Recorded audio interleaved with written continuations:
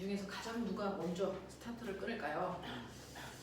이제 그게 제일 중요하죠. 출석 면담 중에서 첫날 불려가는 아이가 우리 학원에 늘 있으니까 그 아이가 어느 학교가 가장 먼저 끌려갈까 보죠. 자, 우리요 지금 뭐 하고 계시는 거냐면 우리 힘하고 있어요 라는 거죠. 힘이 눈에 보이니? 안 보여요. 그쵸? 에너지도 눈에 보이지 않습니다. 물리는 물질들이 가지고 있는 다양한 양을 측정하는 과목이기 때문에 그래서 물질들이 가지고 있는 다양한 양들을 정의하고 측정하는 학문이 물리예요.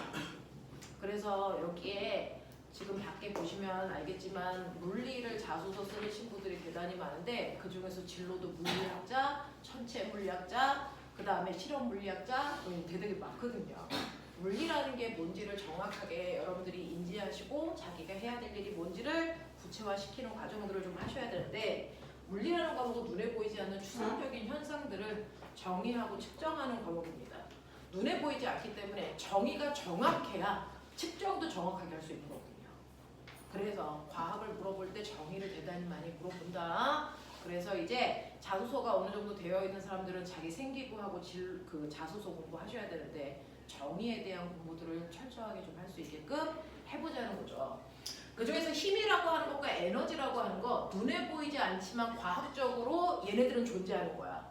그래서 우리가 그걸 측정하고 인정하지만 실제로 영혼이라든가 귀신이라든가 이런 것들은 과학에서 인정하지 않습니다. 왜요? 아직 과학기술로는 정확하게 그 아이들의 존재를 측정할 수 없기 때문에 그래요.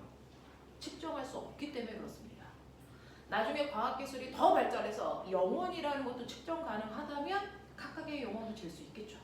아직은 과학기술이 거기까지 발달하지 않았다. 그게 미신이기 때문에 정말 존재하지 않기 때문에 과학에서 인정하지 않아요? 존재하지 않는다는 조차도 확인이 안 되거든. 이런 것들이야. 그래서 자 그렇다면 힘이라고 하는 건 정확하게 정의할 수 있네? 있어. 정확하게 측정할 수 있네? 있어. 그래서 믿는 거야. 맞아? 자 힘이라고 하는 거는 실제로 존재하는 현상이에요. 그럼 눈에 보이지 않지만 이거 어떻게 측정해요? 이것 때문에 변하는 걸 정확하게 알 수 있기 때문이죠. 그래서 힘이 있다 없다를 우리가 측정할 때 힘을 통해서 변하는 게 뭔지를 정확하게 정의했죠. 힘은 뭐를 변화시킨다? 물체의 모양이나 운동 상태를 변화시킬 수 있는 능력입니다. 그래서 운동 상태를 변화시킬 수 있는 능력이야. 그러면 운동 상태 말고 물질의 상태를 변화시킬 수 있는 능력도 힘이니? 물질의 상태는 뭐야? 고체, 액체, 기체. 고체를 액체로, 액체를 기체로 이걸 변화시킬 수 있는 능력도 힘이니? 아니죠. 그건 뭡니까? 열과 압력이죠. 힘이 아니야. 알겠어? 그러니 힘이라고 하는 걸 우리가 인정한다는 건 눈에 보이지 않지만 얘에 따라서 나타나는 효과가 정확하게 측정 가능해요. 이 힘이라는 건 반드시 물체의 모양이나 또는 운동 상태를 변화시키는 능력이다 이거예요. 그러니까 얘가 변하면 힘 받았구나. 많이 변하면 힘을 크게 받았구나. 이렇게 측정할 수 있다는 거야. 됐어? 그러면 모양이 바뀌는 건 인정하는데 운동 상태는 뭘 얘기한다고요? 운동 상태 뭐야? 빠방. 그쵸? 그러니까 힘을 받을 때 원래 빠르기와 다른 빠르기를 갖게 돼. 원래 방향과는 다른 방향으로 갈 수 있게 돼. 이런 얘기야. 그러면 이 중에서 모양도 운동 상태도 안 바뀐다면 그 이유는 뭐라고 하면 돼? 힘을 받지 않았어요. 라고 얘기하겠다는 거야. 되겠어? 그래서 아무것도 안 바뀌는 운동 무슨 운동? 무슨 운동? 등속도 운동 또는 정지 상태. 얘네들은 어떤 힘도 작용하지 않는다. RGM이 얼마다? 0이다 라고 정의하기로 약속한 거예요. 이해하죠? 자, 그래서 힘이라는 건 물체의 모양이나 운동 상태를 변화시킬 수 있는 이러한 능력을 가지고 있는 이 힘은 그 힘이 발생하는 원인에 따라서 힘을 총 6개로 우리가 구분할 수 있더라. 그 중에서 중학교 1학년 때 배운 몇 개의 힘? 불러. 중력, 도력, 탄성력, 마찰력. 됐죠? 거기다가 전기력과 자기력까지를 합해서 힘의 근원에 따라 힘을 6종류로 나눴단 말이야. 근데 그 6개의 힘을 우리는 각각의 기준으로 모두 할 수 있어? 분류도 할 수 있었어. 그치? 그 힘을 분류하는 기준을 선생님이 2가지 기준으로 얘기했어. 중학교 1학년 때 배운 기준과 고등학교 올라가서 배우는 기준으로. 맞냐? 그 중에 첫 번째 기준이 뭐였다고? 그렇죠. 접촉해야만 작용하는 힘이야? 아니면 떨어져 있을 때조차도 작용하는 힘이야? 이거예요. 접촉해야만 작용하는 힘 3가지. 그렇죠. 접촉되어 있을 때만 작용하는 힘 3가지가 있어요. 자, 그게 바로 탄성력과 마찰력과 부력이었다는 얘기고요. 자, 접촉하지 않고 떨어져 있어도 작용할 수 있는 힘도 나머지 3가지 중력과 전기력과 자기력인데, 이 떨어져 있을 때 작용하는 요 3가지 힘을 또 이렇게도 분류할 수 있는 거 알아? 그럼 분류해봐. 분류했는데 기준이 뭘까? 떨어져 있을 때도 작용하는 힘 중에 중력과 전기력, 자기력을 분류해봐. 자기만의 기준이면 돼. 오류만 없으면 돼. 뭘로 분류할래? 뭘로 분류할래요? 중력과 전기력, 자기력을 선생님이 분류했어요. 그럼 내가 분류했을 때 저 기준을 뭘로 잡으면 될까?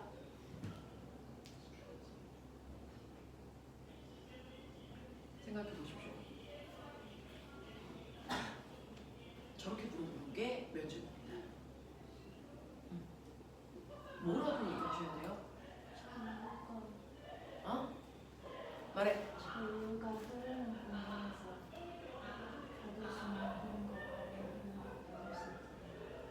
전류가 흐르는 공간에서 받을 수 있는 힘? 전류에 의해서 만들 수 있는 힘? 이라고 얘기하신 거예요.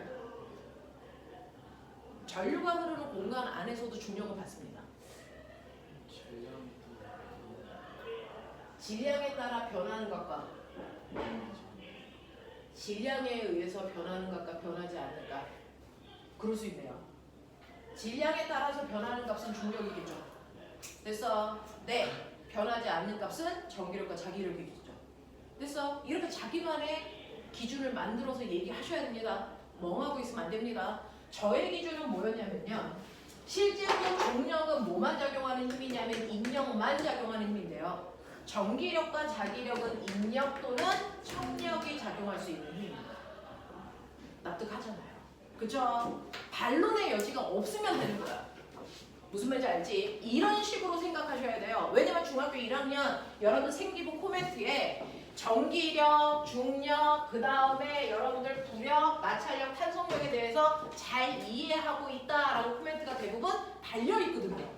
그러니까 거기에 대해서 어떤 문제를 물어봐도 너네들은 얘기할 수 있어야 된다는 얘기거든요. 됐죠? 그래서 매번 나오는 문제입니다. 매번 나오는 문제입니다. 자, 힘을 분류할 때 2번째 기준이 뭐였냐면 2번째 기준. 그렇죠. 역학적 에너지를 보존시킬 수 있는 힘이냐 그렇지 못한 힘이냐에 따라서 나눌 수 있는데, 역학적 에너지를 보존시키는 힘 3가지 보존력에 뭐 있니? 중력. 그렇죠. 자꾸 얘기해 보셔야 돼요. 중력하고요, 탄성력하고요, 전기력이고요. 그걸 뺀 나머지 모든 힘, 어떤 힘이 와도 역학적 에너지를 보존시키지 못하는 비보존력이에요. 우린 이렇게 기억하면 돼요. 되겠어? 되겠어? 이런 얘기입니다. 자, 그래서 힘들을 우리는 이런 식으로 다양한 각도로 분석해 볼 수도 있어야 되는데, 그 중에서 중학교 1학년 때 여러분들 중요하게 설명했던 게 바로 이 4가지 힘들이니까 얘네들에 대해서는 여러분들이 각각을 설명할 수도 있어야 되더라 라는 얘기인데, 그 중에서요 탄성력이라는 게 뭐였냐면, 탄성이 뭐야? 탄성이 뭐야?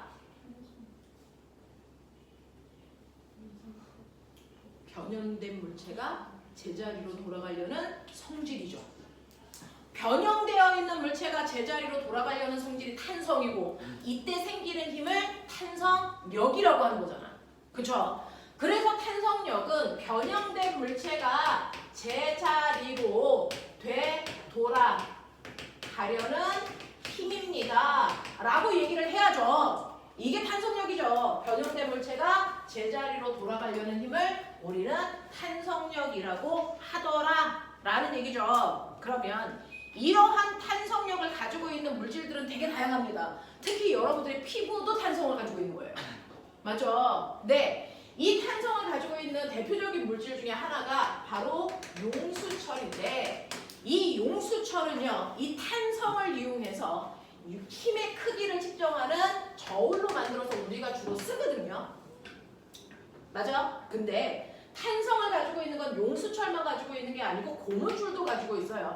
그러면 고무줄로도 힘의 크기를 측정하는 저울을 만들어 쓸 수 있을까 없을까?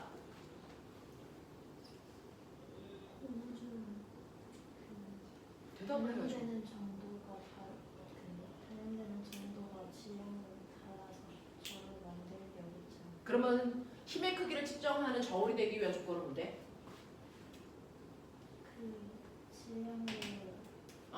질량별로 늘어나는 길이가 힘은 힘의 크기를 측정하는데 질량을 얘기하시면 안 되죠. 이게 외부에서 작용하는 힘하고요, 변형된 길이가 비례하는 성질을 용수철이 가지고 있기 때문에 이거 가지고 힘의 크기를 측정할 수 있는 거야. 그래서 하나의 용수철이 있을 때 그 용수철에 작용하는 힘과 용수철이 변형된 길이 사이에 비례 관계를 가지고 있기 때문에 용수철을 가지고 우리가 외부에 작용하는 힘의 크기를 측정할 수 있죠. 근데 고무줄 같은 경우에는 어떠냐면, 고무줄은 초기에 물체를 매달았을 때 늘어난 길이와 그 무게를 점점 비례하게 늘렸을 때 변형되는 길이가 비례하지 않습니다. 이런 관계를 가지고 있는 게 고무줄이야. 처음에는 확 늘어나다가 나중에는 늘어나는 폭이 줄어듭니다. 그러니까 이 고무줄의 변형된 길이를 가지고 외부에 작용하는 힘의 크기를 측정할 수가 없다고요.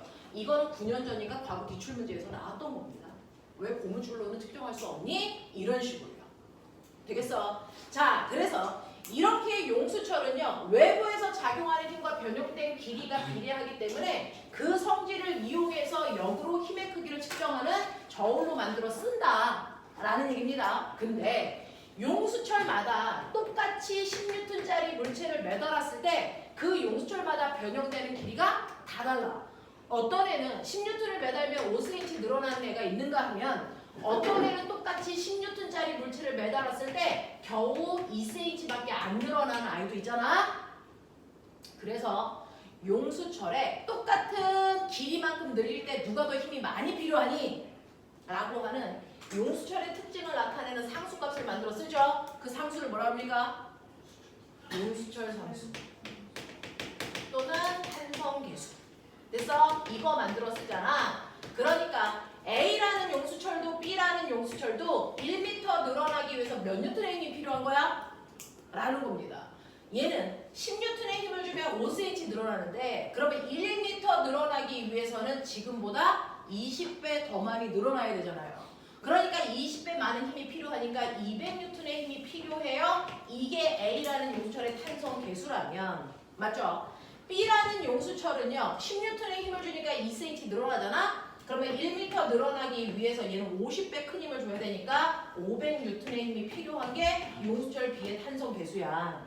그럼 꼬맹아, 탄성 계수가 크다는 얘기는 더 잘 늘어난다는 얘기야? 잘 안 늘어난다는 얘기야? 잘 안 늘어난다는 얘기잖아. 되겠어? 그래서 똑같은 크기의 힘을 주더라도요, 힘의 크기에 따라 늘어나는 길이의 차이를 가지고요, 우리는 탄성계수를 만들어낸 거고, 이 탄성계수를 알면 용수철에 작용하는 힘의 크기를 탄성계수와 변형된 길이로 알 수 있다. 되겠어? 탄성계수에다가 변형된 길이를 곱하면 실제 용수철에 작용하는 힘의 크기를 알 수 있다. 이런 얘기 했잖아. 되겠어? 그랬을 때 이 그래프의 기울기는 바로 그 용수철에 뭘 나타내니? 뭘 나타내니까 용수철의 탄성계수를 나타낸다. 그러니까 이러한 용수철도 있고요, 이러한 용수철도 있어요. 그 중에서 A라는 용수철도 있고 B라는 용수철도 있는데요, 이 중에서 기울기가 큰 게 A이기 때문에 얘는 바로 여기에 있는 라지 B의 용수철을 나타내는 거죠. 알겠습니까? 이런 것들 확인할 수 있고요. 그 다음에 이 탄성력과 변환된 길이 사이의 관계 그래프에서 밑에 있는 면적이 의미하는 건 뭘까요? 탄성 포텐셜. 네, 이건 용수철에 물체를 매달았을 때 물체가 용수철을 잡아당긴 거리를 표현한 거잖아요. 그래서 사실은 이건 이 물체가 용수철한테 힘을 줘서 용수철을 잡아당겼으니까 용수철한테 해준 일입니다. 물체가 용수철한테 해준 일이고요. 그 일을 받은 용수철은 일을 받은 만큼 뭐가 생깁니까? 에너지가 생겨요. 그래서 이 밑에 있는 면적만큼이 용수철이 갖게 되는 용수철의 탄성 포텐셜 에너지를 얘기한다. 그래서 용수철의 탄성 포텐셜 에너지 구하는 식이 이 삼각형 넓이 구하는 2분의 1 kx 제곱이야 라는 것까지 됐어? 머릿속에 좀 집어넣으시면 되죠. 운동 에너지 구하는 식하고 대단히 유사합니다. 알겠습니까? 이렇게 된다는 거 기억해 두시면 되는데 이때요. 이 용수철이 10N의 물체를 매달니까 5cm 늘어났다며요. 그러면 여기서 늘어난 부위는 어디야? 어디에서 5cm가 늘어난 거야? 여기서? 여기서? 여기서? 여기서? 어디서 5cm가 늘어났을까요? 모든 부위에 고름 간격으로 늘어납니다. 맞아. 그러니까 여기서 늘어난 길이를 다 합해서 5cm가 됐다는 얘기야. 근데 이 용수철을 반토막으로 잘라보자 꼬맹아. 생각하는 거야. 이 용수철을 반토막으로 잘라가지고요. 그 반토막에다가만 10N짜리 물체를 매달린다고 치자. 그러면 늘어난 길이는 얼마일까요? 네, 2.5cm밖에 안 돼요. 왜? 똑같이 10N으로 잡아당겼을 때 여러분들이 보시는 것처럼 여기서 1cm씩 늘어나서 합이 5였다면 이걸 반으로 자르면 1cm씩 늘어날 수 있는 됐어 구간이 반으로 줄는 거잖아. 되겠어? 그래서 여기 1cm 여기 1cm밖에 늘어나지 않기 때문에 늘어날 수 있는 길이가 절반으로 줄는 거야. 이해되니? 수아야 이해되니? 이해되는 거 맞아? 오케이. 그러면 이렇게 용수철의 길이를 반으로 잘랐더니요. 실제로 같은 물체를 매달아도 늘어난 길이가 줄어들었어. 그럼 반으로 자르는 효과가 탄성 계수를 늘린 걸까 줄인 걸까? F는 KX인데 똑같은 힘을 줬어요. 이거 일정에. 근데 반으로 자르니까 늘어난 길이가 줄었네. 그렇다는 얘기는 탄성 계수가 뭐 한 겁니까? 늘어난 효과죠. 맞아. 이게 2배 커졌기 때문에 얘가 늘어난 길이가 절반밖에 안 돼요. 이런 얘기잖아. 무슨 말인지 알아? 그래서 용수철을 반으로 자르는 순간 용수철이 가지고 있는 탄성 계수의 크기가 2배 커지는 그런 효과가 나타나는 거야. 무슨 말인지 알아? 자, 그러면 용수철을 반으로 자르는 게 아니고요. 똑같은 용수철을 하나 더 여기다가 매달아. 그래서 길이가 2배가 되게끔 해서 10N짜리 물체를 매달았다고 치자. 그럼 늘어난 길이는 얼마가 되니? 10cm가 되죠. 그러면 늘어난 길이가 더 길어졌다는 얘기는 꼬맹아 용수철 상수가 뭐였다는 얘기니? 줄어든다는 얘기야. 그래서 용수철은 길어지면 길어질수록 용수철 상수가 줄어드는 효과가 나타납니다. 맞아. 그러면 우리 용수철을 잡아당겼다가 놓으면 이 새끼가 띵띵띵띵 이질을 한다 그러잖아. 그랬을 때 용수철 죽이고 가는 식 T는 2파이를 잘 굽는 코리아 엄마 이런 얘기 했었잖아. 맞냐? 그랬을 때요. 그 용수철을 반으로 자르면 탄성 계수가 2배 커지니까 주기는 뭐해지는 효과? 짧아지는 효과가 나타나죠. 무슨 말인지 알겠습니까? 맞아. 이런 것들이야.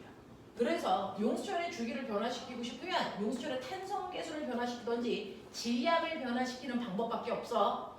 이 용수철을 달로 가져가서 주기를 확인할 거야. 지구에서 주기가 기니 달에서 주기가 기니?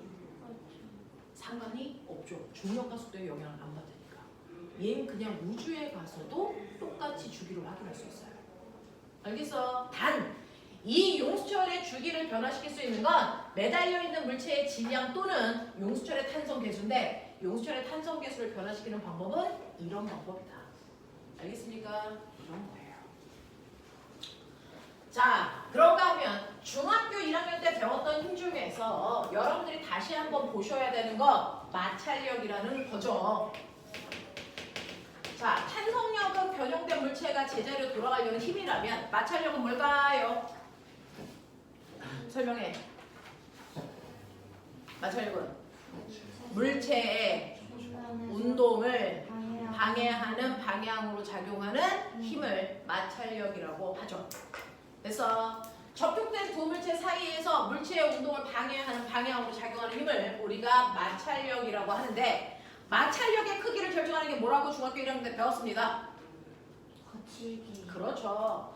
물체와 바닥 사이의 거친 정도 거칠기가 마찰력의 크기를 결정해. 그 거칠기를 멋진 말로 마찰계수라고 하면 돼. 그 마찰계수를 뮤라고 쓰는데, 마찰계수가 0.3일에도 있고 0.1일에도 있을 거잖아. 이때 0.3인 아이가 0.1에 비해서 3배 거칠어요. 이런 뜻이죠. 그래서 물체와 바닥 사이의 거친 정도를 숫자로 표현한 걸 마찰계수라고 합니다. 그래서 마찰계수가 클수록 더 거칠어 라는 얘기입니다. 됐죠?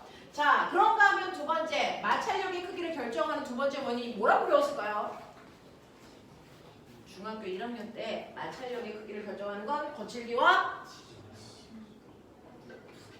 무게라고 배웠습니다. 됐죠?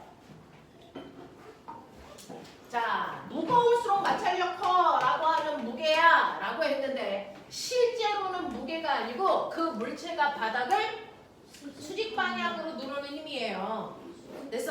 그래서 우리는 이거를 수직 항력이라고 하고, 보편적으로는 물체가 자기의 무게만큼 바닥을 수직으로 누르고 있었겠죠. 그러니까 무게가 클수록 마찰력이 커진다? 정확한 답은 아니지만 틀린 답도 아닌 거야. 근데 문제는 이 새끼를 이렇게 들어 올려. 얘를 수평면이 아니고 바닥면을 들어서 이렇게 경사진 면을 만들었단 말이야. 그러면 이 물체를 이런 식으로 경사지게 했을 때 이 물체에 작용하는 바닥을 누르는 수직항력은 뭐니? 이 물체의 바닥은 여기가 아니죠. 어딥니까? 여기예요.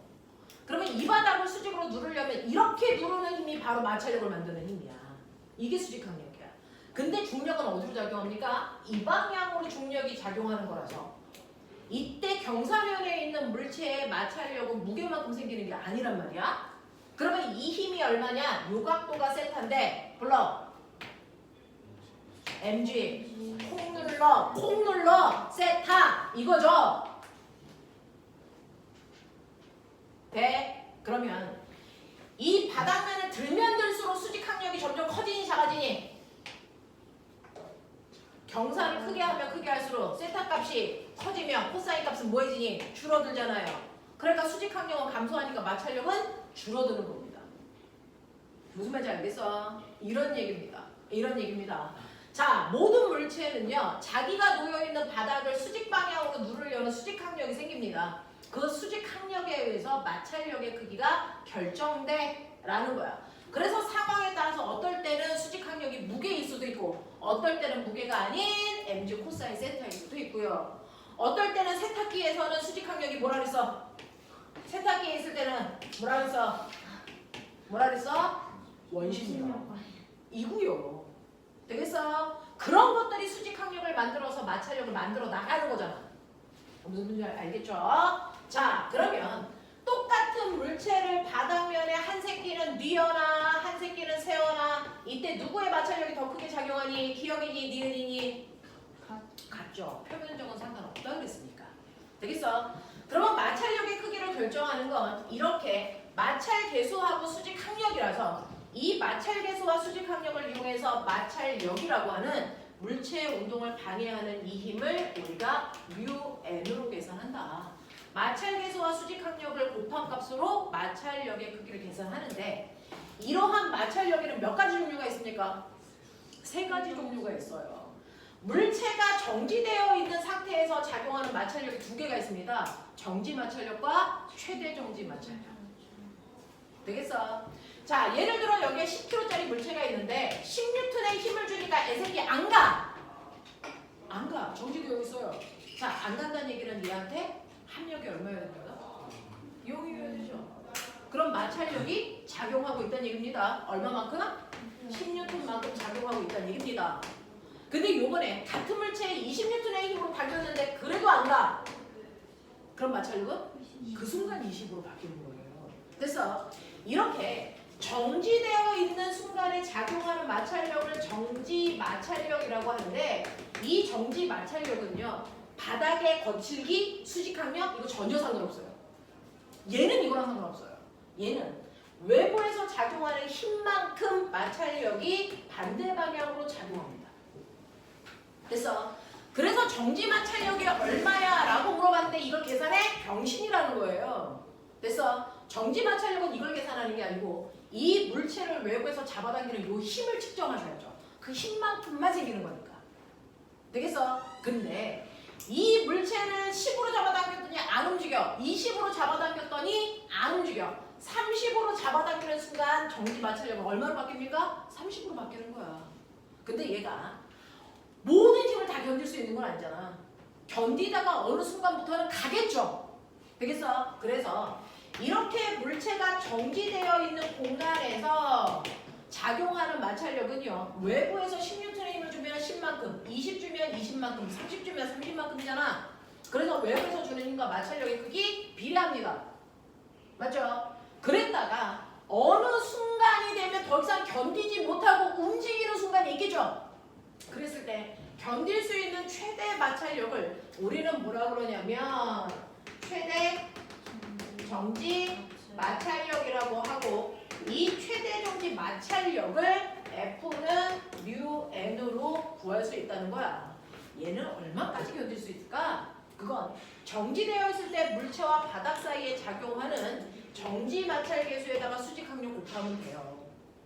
되겠어? 예를 들어 정지 마찰 계수가 0.3이고 수직 항력은 10kg니까 100N의 힘으로 누르고 있을 거잖아. 그러니 0.3에다가 100을 곱하면 아, 이 새끼 30N까지 견디겠구나. 이거예요. 그래서 30N까지는 가지 않고 견딜 수 있다. 그러면 30보다 더 큰 힘을 주면 그때부터 움직입니다. 자, 운동할 때 작용하는 마찰력을 우리는 마지막 무슨 마찰력이라고 합니까? 운동 마찰력이라고 합니다.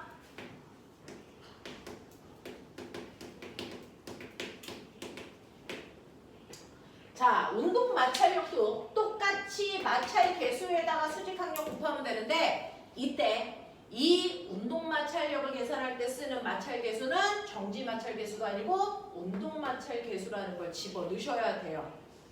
그래서 똑같은 바닥면에 물체가 있을 때 정지되어 있을 때 작용하는 마찰 계수와 운동하고 있을 때 작용하는 마찰 계수가 다릅니다. 그래서 마찰 계수를 두 가지로 줘요. 정지 마찰 계수와 운동 마찰 계수를 주는데 문제는 정지되어 있을 때 마찰 계수보다 운동하고 있을 때 마찰 계수가 훨씬 더 작습니다.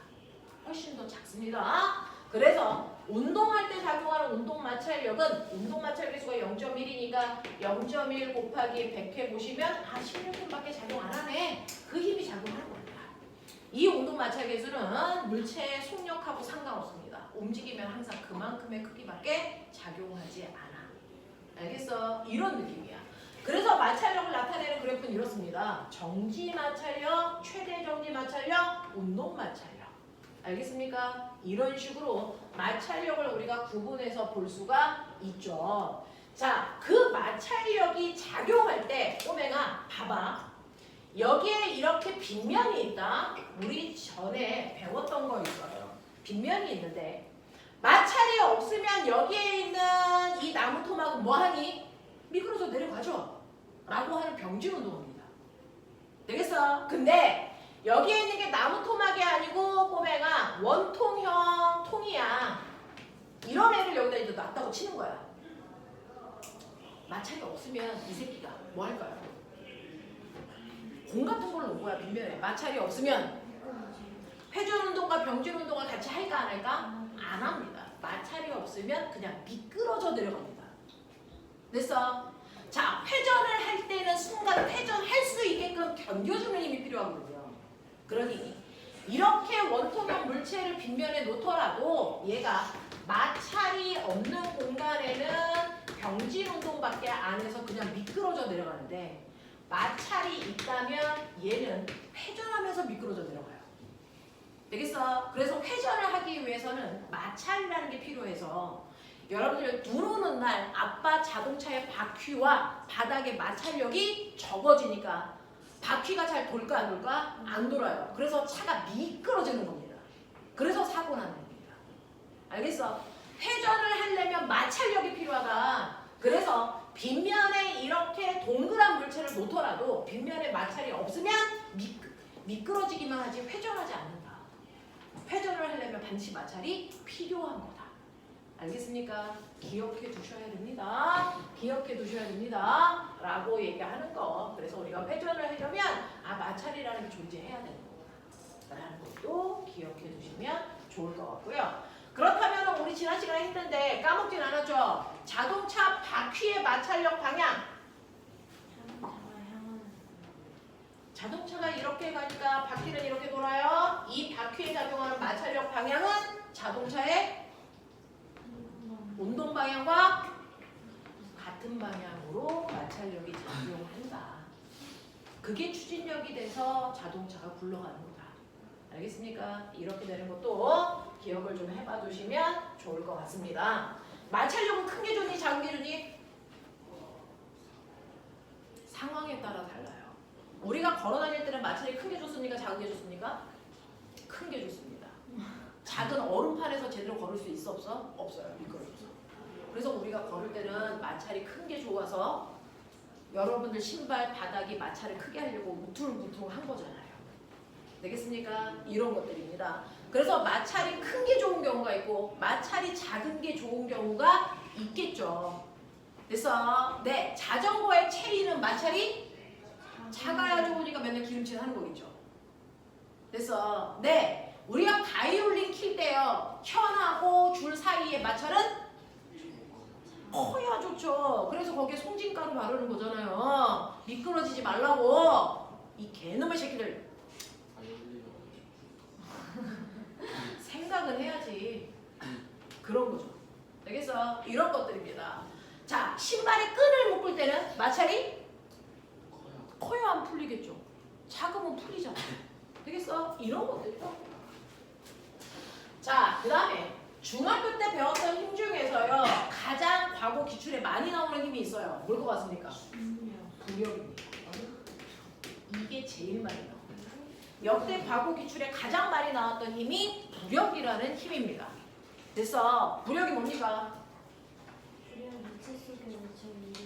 그렇죠. 부력은 반드시 유체 속에 있는 물체가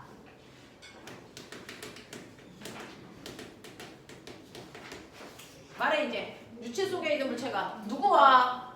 중력과 그렇죠. 중력과 반대 방향으로 작용하는 힘을 부력이라고 할 거야. 그러면 첫 번째 우리가 생각해야 되는 게 유체가 뭔데?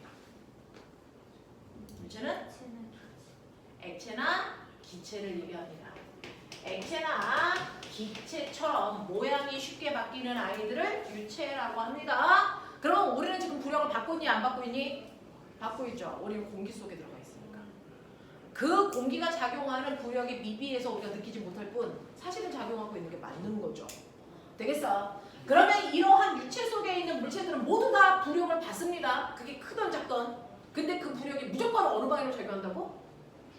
중력과 반대 방향으로 작용한다는 얘기를 꼬매나 중력이 없으면 부력도 없다는 얘기입니다. 됐어? 부력을 만드는 근원이 중력입니다. 됐어? 그래서 중력이 없는 공간에서는 부력 자체가 작용할 수 없습니다. 라는 얘기야. 무슨 말인지 알겠니? 그러면 이러한 중력의 반대 방향으로 부력이 작용하는데 물이 들어있는 통에 물 이렇게 있어. 거기다가 어떤 물체를 집어넣으니까 얘가 이 상태로 정지되어 있어. 되겠어요? 얘가 받는 힘 몇 개 있어요? 2개 있죠. 뭐하고 뭐 있습니까?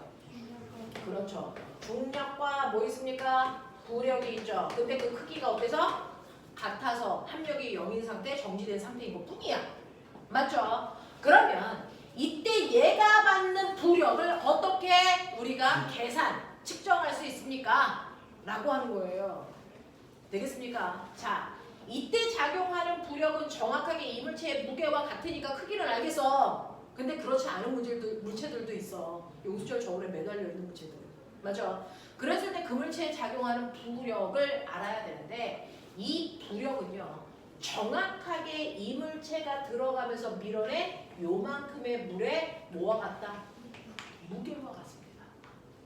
그래서 정확하게 얘가 들어가면서 밀어낸 요만큼의 물의 무게와 같으니까 이물체가 받는 부력이 얼마니? 라고 물어보면 이물체가 들어가면서 밀어낸 물의 무게가 얼마인지를 측정하는 거야. 무슨 말인지 알겠어? 물의 무게를 측정하면 되는데 꼬맹아 우리는 무게라고 하면 이렇게 계산하면 되잖아. 맞아? 그 중에서요 M 질량은 계산할 수 있는 값인 거 아세요? 알 때가 됐는데 이 개놈의 새끼들. 자, 질량은 측정할 수 있는 값이다. 질량 어떻게 측정합니까? 질량은 계산할 수 있죠. 어떻게 계산합니까? 질량은 밀도 곱하기 부피라고 중학교 2학년 때 배웠지. 맞냐? 중학교 2학년 때 밀도는 부피분의 질량으로 배웠으면 개놈의 새끼들아. 질량은 밀도 곱하기 부피라고 가르쳐 준 거잖아. 맞아요. 그러니까 질량은 밀도에다가 부피를 곱하면 돼. 이 얘기야. 맞아. 그러니 이 물체의 밀도가 만약에 A라는 물체의 밀도가 2야. 부피는 5야. 라고 한다면 A라는 물체의 밀도는 2고요. 부피는 5라고 준다면 이거 곱하면 이 새끼 10kg네? 이렇게 가면 되는 거잖아. 맞아? 네. 근데 나는 물의 무게가 궁금하죠. 그만큼이 얘한테 작용하는 부력일 거니까. 맞지?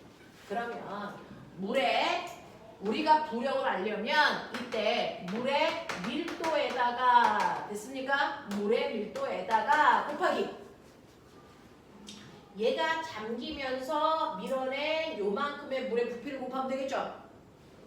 맞아? 그러니까 물체가 물속에 잠긴 부피를 곱하면 돼. 됐어? 네.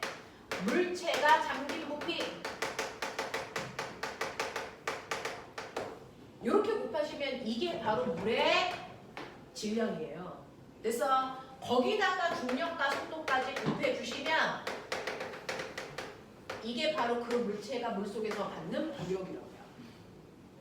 맞아? 맞아? 예를 들어서 꼬맹아 요거요. 밑바닥 면적이 A야. 근데 요거 전체 높이가 얼마냐면 10인데 그중 물속에 잠겨있는 높이가 3이야.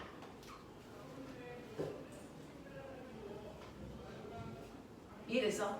전체 높이가 10 중에서 3만큼만 물속에 잠긴 거야. 그러면 이때 물체의 밀도와 물의 밀도의 비율이 몇 대 몇이니? 이런 걸 물어보는 거잖아요. 되겠어? 그럼 해볼게. 얘 같은 경우에는 어떠냐면 지금 이 상태가요. 물체의 무게와 부력의 크기가 같은 상태. 근데 물체의 무게는 항상 어떻게 구하면 돼? 로그이즈로 계산하면 되죠? 맞아. 물체의 밀도 얼마인지 몰라요. 근데 물체의 부피는 알아요. 밑넓이 곱하기 높이. 맞습니까? 거기다가 중력과 속도 G 곱하면 돼요. 이게 물체의 무게입니다. 근데 자, 부력은요. 물의 밀도입니다. 물의 밀도. 물의 무게를 재시면 되는 거잖아요. 그래서 물의 밀도에다가 물체가 물속에 잠긴 부피가 면적 A 곱하기 얼마? 3만큼 잠긴 거죠. 맞죠? 거기다가 중력과 속도 곱하시면 이게 바로 넘친 물의 무게. 물체가 물속에서 받는 부력. 맞습니까? 자, 이때 의미 없는 얘네들 날라가죠. 그러니 물체 밀도에다가 전체 높이를 곱한 값이 물의 밀도에다가 물속에 잠긴 높이를 곱한 값이랑 같아야 된다는 얘기야. 항상. 알겠냐? 네, 이만큼의 힘이 작용하고 있는 거거든요. 자, 그렇다면은 높이가 10대 3이니까 물체와 물 사이의 밀도의 관계는 얼마입니까? 3과 10이죠. 이해돼? 이해돼? 그래서 얘 밀도 비율이 3대 10이에요. 이렇게 갈 수 있는 거야. 그러면 바다 위에 떠 있는 빙하는 도대체 전체 높이에 얼마만큼 잠겨있을까? 바다 위에 떠 있는 빙하는요 이렇게 되어 있어요. 전체가 11개, 잠긴 게 9야. 되겠어? 그러면 꼬맹아 얼음대 바닷물 밀도가 몇 대 몇이니? 얼마입니까? 9대 10입니다. 이렇게 가는 거야. 그러니까 물의 밀도가 1이니까 빙하의 밀도가 얼마야? 0.9예요. 이렇게 가는 거야. 이해되겠어? 이해되겠어? 이렇게 된다. 자, 그래서 이렇게 된다라는 거 기억해 두시면 되고요. 됐죠? 자, 그러면 이때 이물체가요. 물속에서 자, 물에 다 잠겼는데 여기 잠겨 있는 아이도 있고 조금 더 깊게 잠겨 있는 아이도 있어요. 같은 물체인데 잠긴 깊이가 달라요. A, B 이 중에서 누가 더 부력을 크게 받니?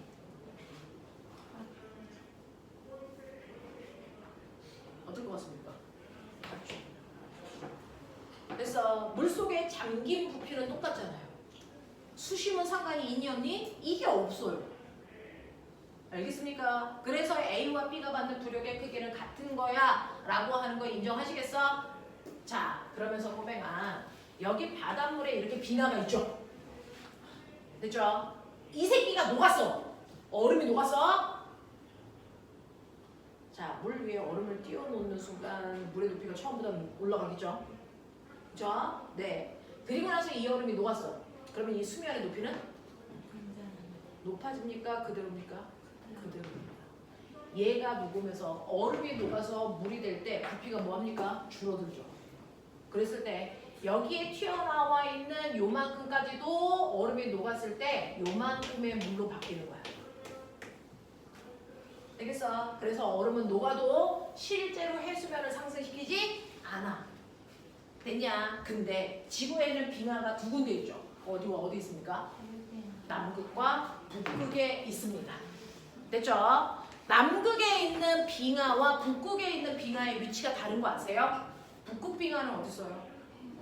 바닷물 위에 떠 있는 해빙입니다. 남극 빙하는 어디 있을까요?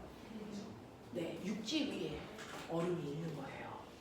되겠어? 그래서 북극의 빙하는 이렇게 바다 위에 떠 있는 빙하입니다. 북극 빙하가. 근데 남극의 빙하는 남극 대륙 위에 빙하가 이렇게 있는 거예요. 알겠어? 자, 그러면 빙하가 녹으면 바닷물의 수면이 상승하겠죠? 어떤 빙하가 녹을 때 바닷물의 수면이 상승합니까? 남극 빙하가 녹아야 해수면이 상승하는 거지.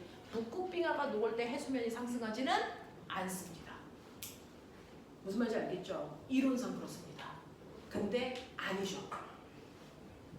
실제로 전 지구적인 빙하를 다 녹였을 때, 다 녹였을 때 바닷물의 해수면 상승은 몇 cm 일어날까요? 3cm 일어나요. 3cm. 전 세계적인 빙하를 다 녹였을 때 그 빙하를 그대로 물로 바꾼다면 해수면 상승이 3cm인데 실제로 지구가 온난해져서 빙하가 다 녹는 시대가 되면 해수면 상승은 3m 정도 일어날 거다라고 과학계에서 발표합니다. 원래는 3cm 늘어나야 되는데 3cm가 아니야. 3m 늘어날 거야. 100배 더 많이 늘어날 거야. 라고 얘기하죠. 왜 그럴까요? 과학자들이 병신이라서? 뭐 때문일까요? 바로 열팽창 때문입니다. 빙하가 녹을 정도로 뜨거우면 바닷물이 뭐합니까? 열팽창, 부피팽창합니다. 됐어? 그 바닷물의 부피 팽창까지를 고려했을 때 실제 해수면 상승은 3m 있다. 그러니까 해수면의 상승은 단지 물량이 증가하는 게 중요한 게 아니고 물 입자들의 부피 상승이 더 큰 기여를 한다. 알겠습니까? 이런 것들이야. 이런 것들이야. 자, 이게 부력이라고요. 됩니까? 부력 계산하는 방법도 알겠어요? 네, 로브이지. 로브이지. 알겠어? 부력을 계산하는 방법이 로 제로 V 다시 G예요. 그래서 로 제로라는 건 물체가 잠겨 있는 물의 밀도를 얘기하는 거고요. V는 잠긴 부피 얘기하는 거고요. 그래서 네, 이걸로 우리는 물체가 받는 부력을 계산할 수 있습니다. 라는 얘기입니다.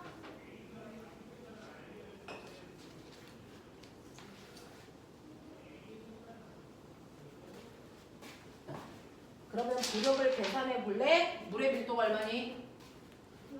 물의 밀도가 얼마니? 1. 됐어. 단위가 뭐니? 물의 밀도가 1이라는 얘기는 그렇게 뻔뻔하게 잘하는 단위를 모르면 병신 아니니? 단위가 뭐니? 1 그램 퍼 세제곱 센티미터라 우리가 쓸 수 없는 숫자라는 얘기죠. 우리 물리에서 이 단어 안 쓰는 거 알죠? 킬로그램 퍼 세제곱미터로 바꾸셔야 됩니다. 그래야 힘이라는 뉴턴으로 바꿀 수 있거든요. 되겠어? 그래서 물의 밀도가 1이라고 주더라도 우리는 1을 쓰시면 안 된다는 거예요. 힘이라는 뉴턴으로 바꾸기 위해서 밀도 단위는 킬로그램 퍼 세제곱미터로 바꾸셔야 돼요. 그러면 이거 킬로그램 퍼 세제곱미터로 바꾸시려면 1g은 10의 마이너스 3승 킬로그램이에요. 맞아요. 자, 1세제곱미터는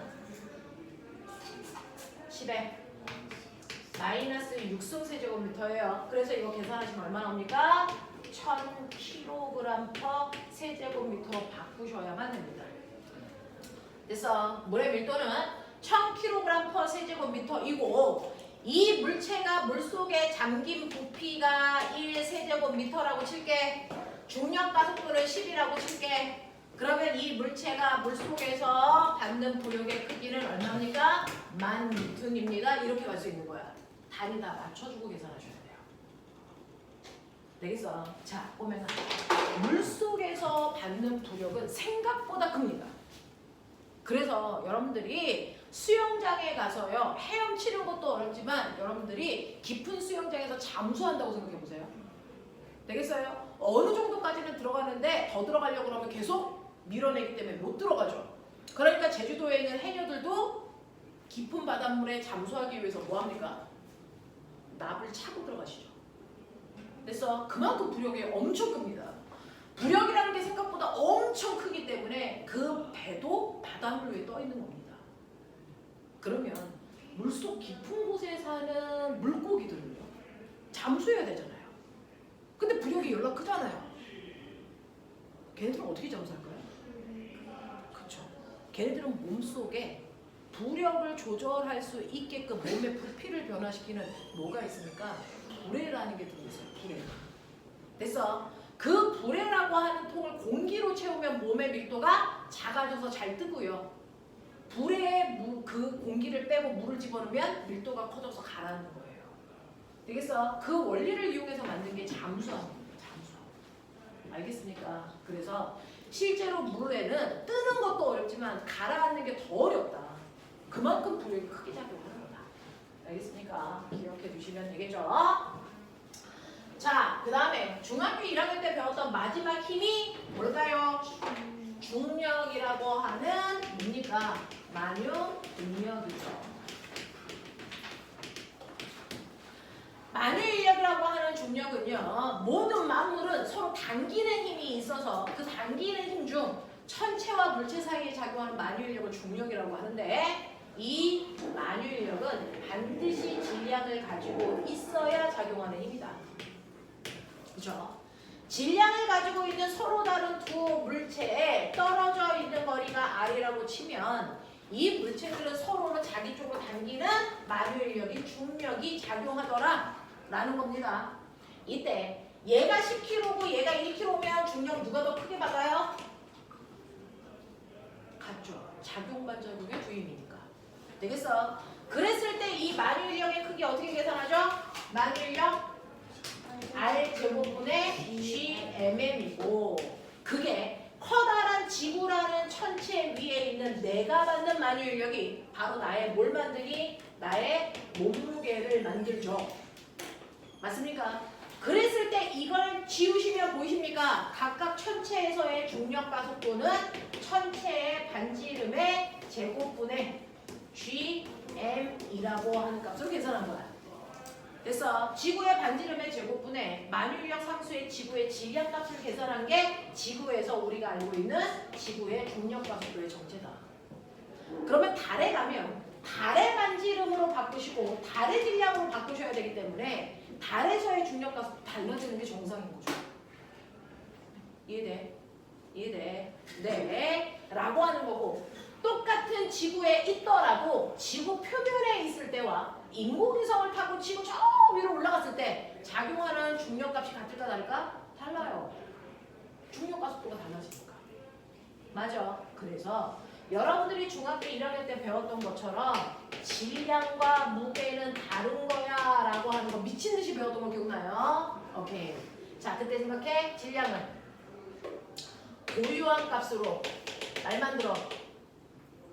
고유한 값으로 장소에 따라서 변하지 않는 값으로 뭘 가지고 뭘로 측정? 양팔죠. 양팔 저울 또는 접시 저울로 측정할 수 있는 값이면 단위 킬로그램 또는 그램으로 나타내는 값이 질량이야. 자, 근데 우리는 유식하니까 조금 더 알아. 질량이라는 건 물질이 가지고 있는 고유한 어떤 값이야? 고유한 값이라며. 무슨 값이야? 질량은 물체가 가지고 있는 정지 관성의 크기야. 됐어? 정지 관성의 크기이기 때문에 장소에 따라 변하지 않는다라는 겁니다. 이해하고 계시는 거죠? 됐어? 자, 근데 무게는 말해 이제. 얘랑 대비하게 얘기하면 되죠? 자, 무게는 중력에 의해서 생기는 값으로 장소에 따라 뭐하며? 변화하며. 왜? 장소에 따라서 느껴지는 중력의 크기가 달라질 거니까. 되겠어? 장소에 따라서 변하는 값으로 이게 이런 개식이 용수철 저울로 측정할 수 있고 단위는 뭐다? 뉴턴이다. 인 거죠. 이걸 중학교 1학년 때 미친 듯이 한 거죠. 되겠어? 질량은요, 물체가 갖는 고유한 값으로 장소에 따라 변하지 않으며 양팔 저울로 측정할 수 있고 단위는 킬로그램 또는 그램으로 나타내는 값이네요. 무게라는 건 중력에 의해서 만들어지는 값으로 장소에 따라 변하고 용수철 저울로 측정하며 단위는 뉴턴으로 나타내는 물질량입니다. 라고 표현하시는 게 맞는 거죠. 되겠습니까? 이렇게 표현할 수 있습니다. 되겠어? 이게 중학교 1학년 때 여러분들이 불라불라 배웠던 그런 됐어 힘들이라는 겁니다. 자, 근데 이러한 힘이 하나의 물체에 하나의 힘만 작용하진 않아. 물체에 힘이 한 번에 여러 개의 힘이 작용하죠. 근데 이 하나의 물체에 3N과 4N이 같은 방향으로 작용할 수도 있고요. 서로 반대 방향으로 작용할 수도 있고요. 그리고 비스듬한 방향으로 힘이 작용할 수도 있잖아요. 이렇게 같은 크기의 힘이 작용하더라도 그 힘이 이루는 각에 따라서 물체가 받는 알자의 힘의 크기와 방향은 다르다. 그죠? 최대의 힘을 언제 만들어진다? 안 들려. 최대의 힘은 같은 방향으로. 두 힘이 같은 방향, 두 힘이 몇 도를 이루고 있을 때 같은 방향. 반대 방향은 몇 도냐? 180도. 그럼 같은 방향은 0도죠.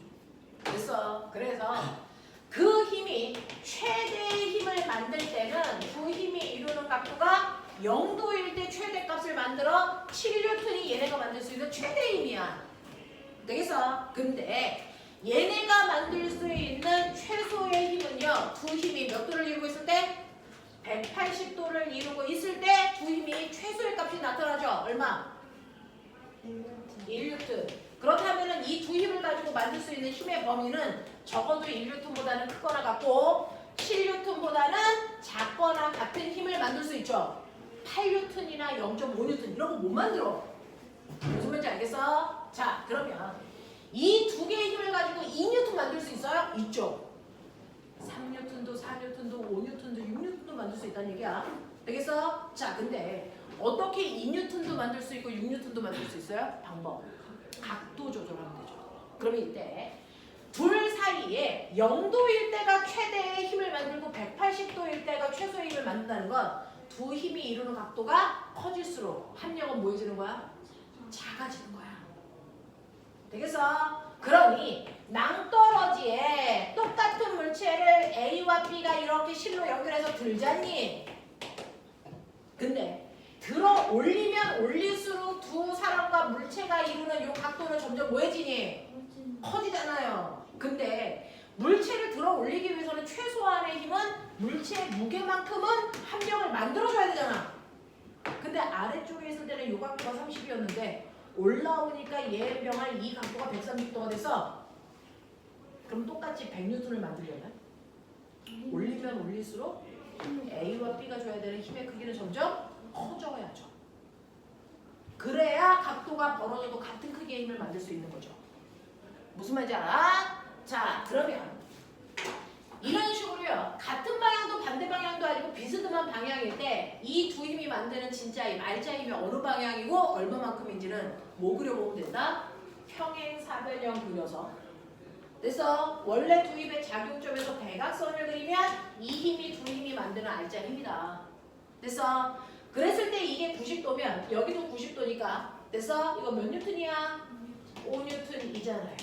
이렇게 비스듬한 방향일 때 우리는 여러 힘을 합해서 하나의 힘을 만들 수 있어. 이걸 힘을 합성한다 그래. 근데 거꾸로 비스듬한 방향의 힘이 작용하면 우리는 이걸 거꾸로 여러 개의 힘으로 뭐 할 수도 있다? 분해할 수도 있잖아. 그쵸? 이 두 힘이 평행사변형을 이뤘을 때 얘가 대각선이 되기만 하면 되는 거잖아. 그랬을 때 이 각도가 세타일 때 X축으로 만들어진 힘은 어떻게 구하면 되는 거지? F 코사인 세타로 계산하면 되고요. 맞죠? Y축 방향으로의 힘은 어떻게 구하면 되는 거니? F 사인 세타 값으로 나누어서 X축의 변화는 얘가 만든 거고요. Y축의 변화는 얘가 만드는 겁니다. 알겠습니까? 그걸로 해석하시면 된다가 바로 이 힘 파트에서의 핵심이야. 되겠냐? 졸려오면 살짝 일어나셔야 되는데 빨라 갔다 오세요. 자, 여기까지 이해돼? 자, 그러면 책을 펴시면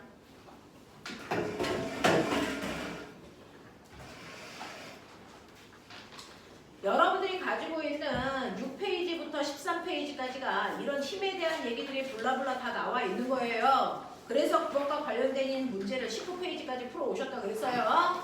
자, 그러면 14페이지부터 15페이지까지 중에서 질문.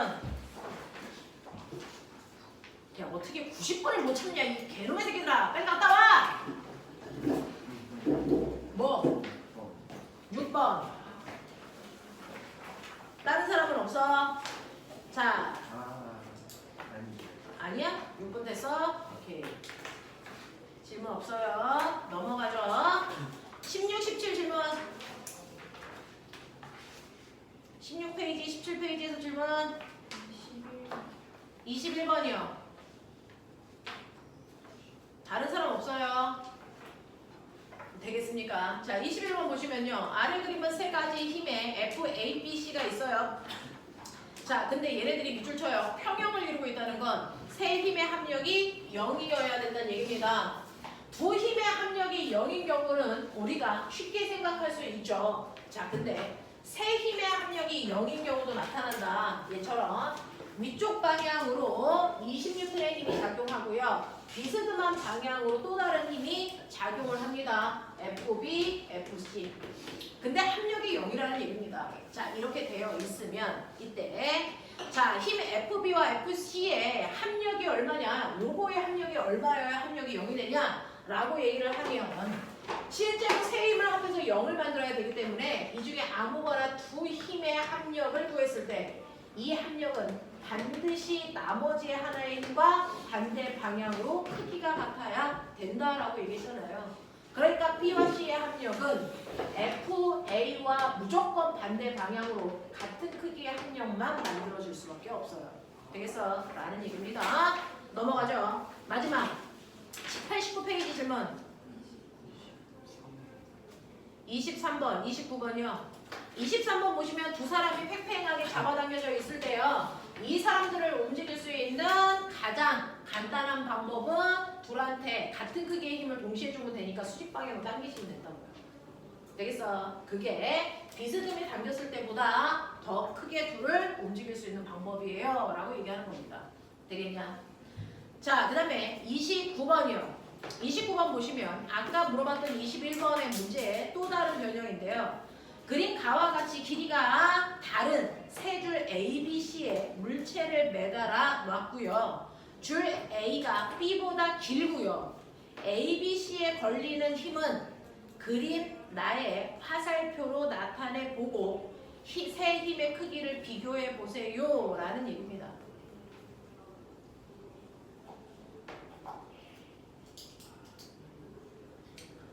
자, 거기에서요 보시면 우리가 이제 그거는 모는 종이 눈금수 세보시면 돼요. 됐어. 그래서 길이가 더 큰 애가 더 큰 힘을 받아야 된다 뭐 이런 얘기인데, 자 이렇게 되어 있다는 얘기죠. 이렇게 여긴 실은 짧아, 여긴 길어. 그럼 꼬맹아 요 각도가 요 각도보다 뭐해? 작아. 그러니까 나는 쉽게 이걸 30도로 생각해보자. 그래서 요거를 60도로 생각해보자. 그리고 여기에 매달려 있는 물체를 쉽게 그냥 100N이라고 생각해보자. 이랬을 때 새 실의 장력 누가 더 커? 요거 보자는 얘기잖아. 맞아? 내 말이 맞는 거야? 오케이. 자, 그랬을 때 새 힘이 모두 작용하는 포인트가 어딘지 아세요? 여기에요, 여기. 여기에 새 장력이 이쪽으로 T1, 이쪽으로 T2, 이쪽으로 T3가 작용해서 합력이 0이 됐다는 얘기야. 납득하니? 요 점에서의 합력이 0이란 얘기야. 근데 이 점에는 장력이 세 방향으로 3개가 생겨. 그러니까 이 3개의 합력이 0이 되게끔만 하시면 된다라는 얘기입니다. 되겠어? 자, 그랬을 때 여러분들 보시면 첫 번째 T1만 봐. T1 이쪽 방향으로 장력이 비스듬하게 작용하지? 그러니까 나는 아까 배운 것처럼 수평 방향의 힘과 수직 방향의 힘으로 찢어볼게. 이해돼? 이해돼? 자, T2라고 하는 애도 똑같죠? T2라고 하는 장력도 수평 방향의 힘과 수직 방향의 힘으로 찢어볼게. 그리고 밑에 T3라는 힘이 이렇게 작용하죠. 힘은요, 무조건 수평 방향의 힘하고요, 수직 방향의 힘으로 잘라서 수평은 수평끼리 합성하고요, 수직은 수직끼리 합성해서 0 만들면 되는 거야. 맞아. 그 중에서 꼬맹아 눈치 빠른 사람 보시면 이때 수평 방향으로 작용하는 힘은 얘하고 얘밖에 없어. 이 두 힘의 크기가 어때야 돼? 같아야 돼. 그래야 수평 방향의 합력이 0 되는 거야. 맞아. 그러면 요 힘이 얼마냐면요, 얘는 T1, 이거 수평과 수직으로 잘랐을 때 얘가 대각선이 돼야 된다 그랬지? 요 각도가 30이면 여기가 30인 거 맞죠? 맞습니까? 그러면 얘는 얼마입니까? 얘는 T1 코사인 30이야. 이해해? 그러니까 코사인 30이니까 2분의 루트 3 T1이고요. 이 크기가 얘랑 같으면 돼. 맞아. 여기가 60도니까 여기가 60도겠죠? 그러면 얘는 T2 코사인 60이니까 2분의 1 T2란 얘기야. 그러니 이렇게 되는 거니까. 그래서 T2의 힘의 크기가 T1의 힘의 크기에 루트 3배 커. 이런 얘기야. 무슨 말인지 알아? 이런 얘기야. 그러니까 이 장력이 만약에 10N이면 이 장력은 루트 3이 1.7이니까 17N쯤 돼. 이런 느낌이잖아. 되겠어? 이런 느낌이야. 됐죠? 자, 그 다음에 여러분 보셔야 되는 거 수직 방향도 합력이 0이어야 되는데 요 두 개 더한 값이 얘랑 같으면 돼. 맞아? 맞아. 얘랑 얘를 더한 값이 얘랑 같으면 되잖아. 그럼 수직 방향 합력 0이잖아. 맞죠? 네. 그랬을 때 T3의 힘은 T1 사인 30도니까 2분의 1 더하기 T2 사인 60도니까 2분의 루트 3 T2면 되는데, 아까 얘기한 것처럼 T1은 아니 T2는 루트 3 T1이잖아. 그러니까 여기에다가 루트 3 T1을 집어넣으면 이거 얼마니? 3T1 이렇게 되잖아. 맞아? 하겠어?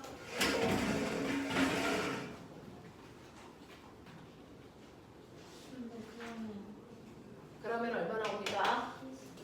T3의 크기가 얼마 나옵니까? 되겠어? 이렇게 되는 거야. 그러면 T3의 크기는 2T1이네. 그러니까 T1의 힘이 제일 작고요. T3이고요. 그 다음에 T2이고요. 그 다음에 T3의 힘이네. 라는 걸 우리가 확인할 수 있죠. 이해 되겠어? 근데 뭐요? T1이 A고 T2가 B고 T3가 C잖아요. 네. 답에는 CAB라고 C가 이렇게 제일 크고 A가 C가 제일 크고요. B가 아니라 A라고 써있어요. B가 아니라 A가 다음으로 크다 써있어요. A가 커요. T3, T1, T2 순으로 써있어요. 우리 아까 나왔을 때 이거 아니야? T2의 크기가 T1의 루트 3. 이게 10뉴턴. 여기가 얼마야? 17뉴턴. 이렇게 되네. T1에 비해 T2가 더 큰 거죠. 됐죠? 그러니까 C가 제일 큰 힘, 그 다음이 B, 그 다음이 A 이렇게 가는 거였는데요. 이거 외워야 됩니다.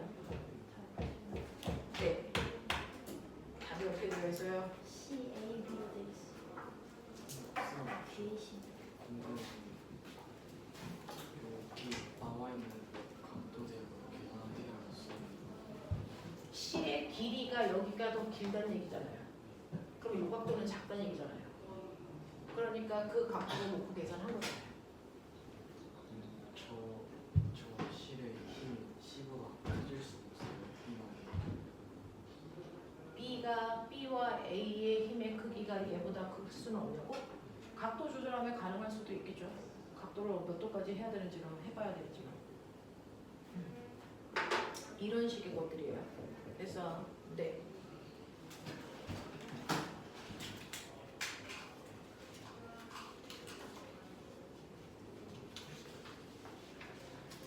나에서 그냥 이 실이 그냥 나는 뭐 여기 그 실의 길이 아니라 힘을 나타내는 거야. 네 실의 길이만 나타낸 거지 실의 길이가 힘을 나타낸 건 아니에요.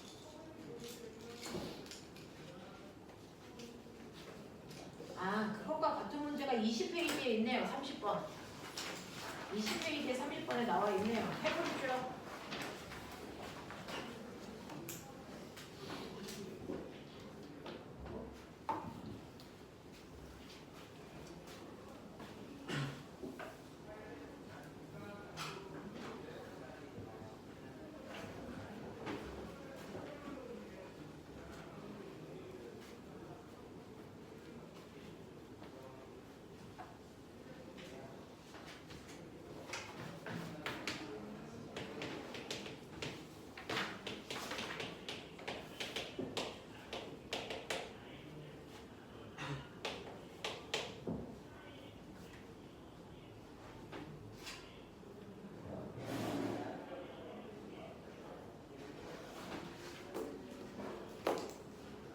T1하고 T2가 T3보다 더 클 수는 없어요.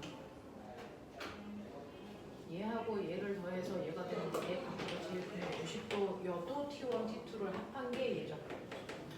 그러니까 그럴 수는 없는 거죠.